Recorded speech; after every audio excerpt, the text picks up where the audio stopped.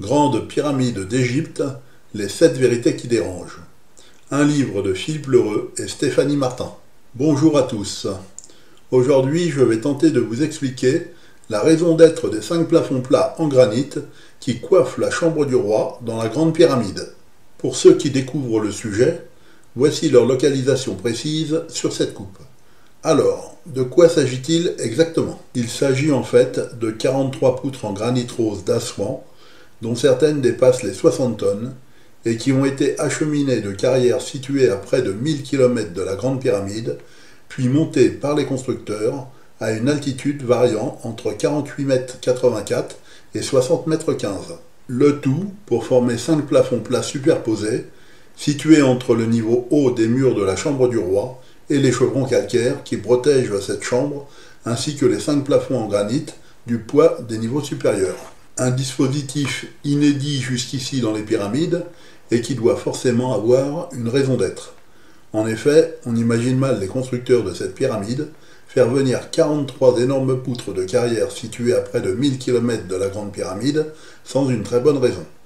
Et c'est cette raison que je vous propose de découvrir dans cette vidéo.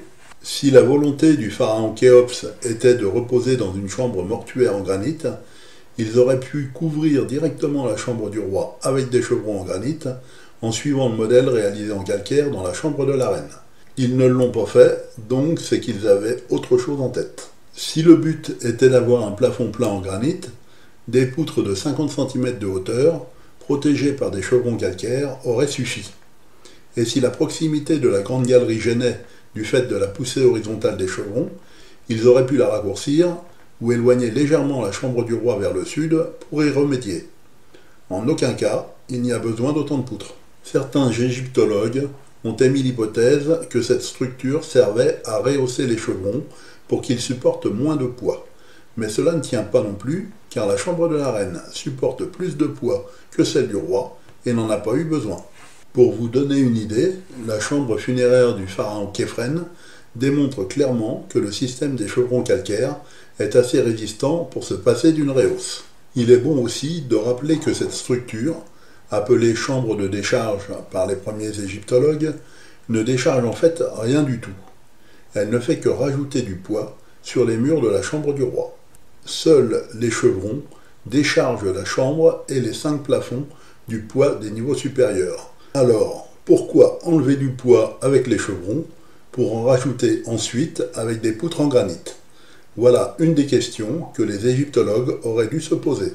Il faut savoir aussi qu'une rehausse n'aurait pas eu besoin d'autant de poutres. À titre de comparaison, la grande galerie avec ses 8,60 m de hauteur n'a eu besoin d'aucun buton.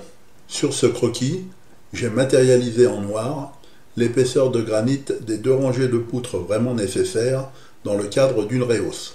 Tout le granit que vous voyez en plus n'a strictement aucun intérêt pour cette fonction.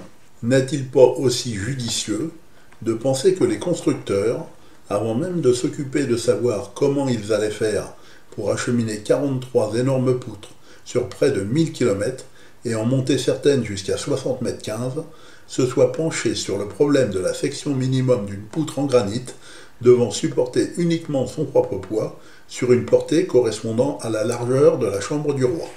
Le granit est très dur à tailler.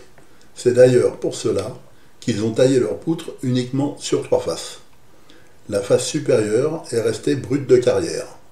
Le problème, c'est que lorsqu'on observe cette coupe longitudinale sur les 5 plafonds, on s'aperçoit qu'ils ont posé des poutres dont la hauteur varie entre 1 m et 2,10 m. La poutre matérialisée par le rectangle bleu est celle qui a la plus petite hauteur. S'ils l'ont posée, c'est qu'ils savaient que cette poutre n'avait aucun problème pour supporter son propre poids sur 5,24 m de portée. Alors, pourquoi avoir volontairement surdimensionné les autres poutres? S'ils avaient posé uniquement des poutres comme celle en bleu, ils auraient pu économiser la taille et le poids de toutes les parties en rouge. D'un côté, on note une volonté d'économie d'énergie en taillant les poutres sur 3 faces, et de l'autre, un vrai gaspillage en les surdimensionnant. Où est la logique? Quelle est la vraie raison qui les a poussés à rajouter autant de poids sur le premier plafond de la chambre? Il est temps de laisser la parole à Jean-Pierre Adam, égyptologue et architecte au CNRS, pour avoir un aperçu de la version officielle en ce qui concerne cette structure. Ouvrez bien les oreilles. Petite parenthèse, on doit au colonel Weiss la découverte des chambres de décharge, qui sont superfétatoires, mais enfin, on surdimensionne parce que c'était le roi Khéops. Il suffisait d'avoir immédiatement la voûte en bâtière et ça tenait très très bien. La preuve, la chambre de la reine n'a pas bougé du tout. Bon, bref, peu importe. Alors, si j'ai bien compris, pour Jean-Pierre Adam, qui continue à appeler en 2019 chambre de décharge des chambres qui ne déchargent rien, mais qui au contraire rajoutent du poids, cette structure n'avait strictement aucune utilité et a été surdimensionnée pour la gloire du pharaon Khéops. Quand je l'écoute, j'ai comme l'impression qu'il prend vraiment les constructeurs de cette pyramide pour des cons qui se compliquaient la tâche inutilement et qu'il en profite pour balayer d'un revers de la main toutes les questions intéressantes qu'il aurait dû se poser pour découvrir la vérité.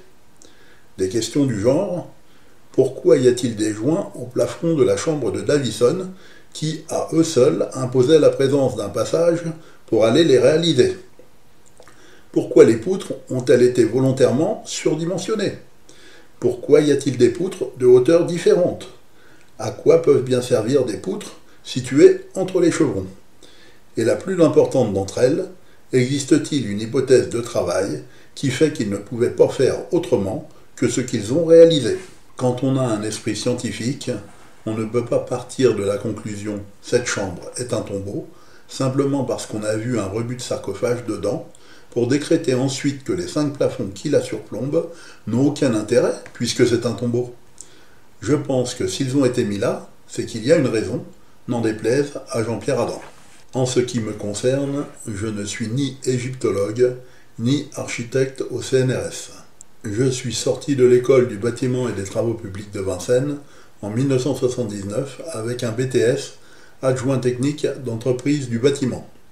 Après le service militaire, j'ai fait toute ma carrière professionnelle dans les plus grands bureaux d'études bâtiments de France, avec une spécialisation fluide qui regroupait la plomberie, la protection incendie, les gaz médicaux et les cuisines professionnelles.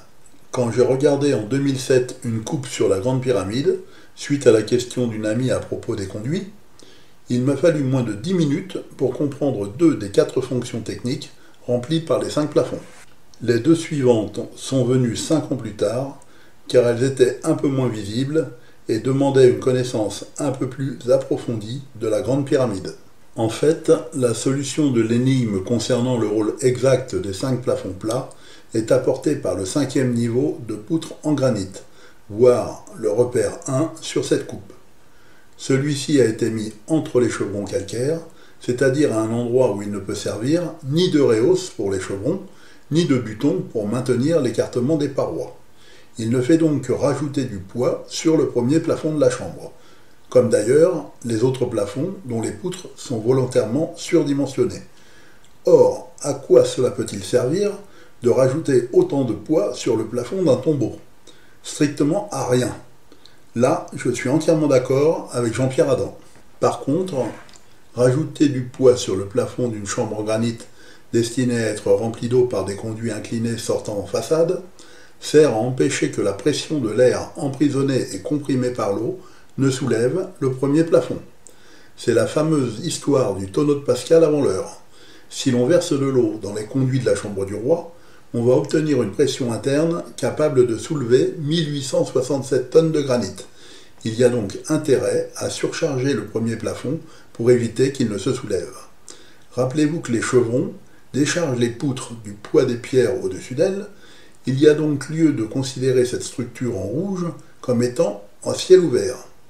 Seul le poids des poutres peut permettre de contenir la pression, puisque rien d'autre n'appuie sur les poutres du premier plafond. Avec cette solution, on explique facilement la présence de conduits, ainsi que le surdimensionnement des poutres pour qu'elles pèsent plus lourd. De plus, on ouvre la voie à la possibilité qu'une pierre de la chambre du roi soit repoussée par la pression pour enclencher un quelconque mécanisme. Il existe bien sûr d'autres preuves que l'eau versée dans les conduits explique bien des choses dans cette pyramide. Regardez par exemple cette superposition du conduit sud de la chambre de la reine avec le conduit sud de la chambre du roi. Malgré des sections et des angles de fuite différents, ils arrivent exactement au même niveau. Cela veut dire que si l'on remplit les conduits de la chambre de la reine avec de l'eau, on obtiendrait exactement la même pression hydrostatique dans la chambre de la reine que celle qu'on peut obtenir dans la chambre du roi. Ont-ils testé leur mécanisme avant de l'installer plus haut? Et puis, il y a le gros linteau au-dessus de l'entrée de la chambre du roi, qui renvoie les effets de la poussée horizontale de l'eau de chaque côté des murs de l'antichambre. Cela commence à faire beaucoup pour un tombeau ne devant pas contenir d'eau selon les égyptologues. Certes, vous allez me dire qu'il n'y avait pas besoin de toutes ces poutres pour lutter contre la pression de l'air comprimé.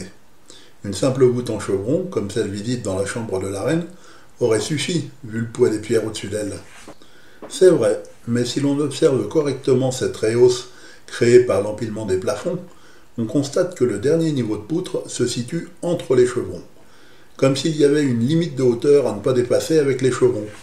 On constate aussi que les plafonds sont écartés les uns des autres, comme si l'on voulait dégager un certain volume. Si le but était juste de mettre du poids, il était inutile de mettre autant d'espace entre les poutres. Tout laisse à penser qu'ils ont réalisé une chambre encore inconnue, de même hauteur et largeur que la chambre du roi actuelle, et accolée à l'est ou à l'ouest de cette rehausse. Je l'ai matérialisée en rouge sur cette coupe. En prenant la même hauteur que celle de la chambre du roi, son niveau bas s'arrêterait juste au-dessus des poutres de couverture de la chambre de Davison, et elle pourrait facilement être couverte par la prolongation des chevrons de la chambre du roi. Il suffirait de réaliser un petit trou et d'enfiler un endoscope dans le mur pignon ouest sous les chevrons pour savoir si j'ai raison. Ceci dit, est-ce vraiment nécessaire? Car on constate déjà de visu que le dernier chevron côté ouest passe par-dessus le mur pignon ouest au lieu de s'arrêter contre lui comme à l'est. Si chambre secrète il y a, comment y accéder? Là aussi, c'est plus simple qu'on l'imagine. La grande galerie se termine par un plafond plat d'une largeur de 2 coudées, et 2 coudées, c'est la largeur standard d'un couloir pour les constructeurs. Il leur était donc très facile de réaliser un couloir partant juste sous les chevrons de l'entrée principale, passant juste au-dessus de la grande galerie et arrivant précisément juste au-dessus des poutres de couverture de la chambre de Davison. Au passage, vous venez de comprendre 2 raisons d'être de la grande galerie, à savoir supporter le couloir d'accès à la chambre secrète, ainsi que de permettre l'accès au passage permettant d'aller faire les joints en plafond de la chambre de Davison. Et si jamais il y avait une fuite par un des joints du plafond de la chambre du roi. L'air comprimé puis l'eau qui passerait dans la chambre de Davison pourrait endommager la chambre secrète, car il n'y a plus assez de poids de granit au-dessus pour lutter contre les effets de la pression.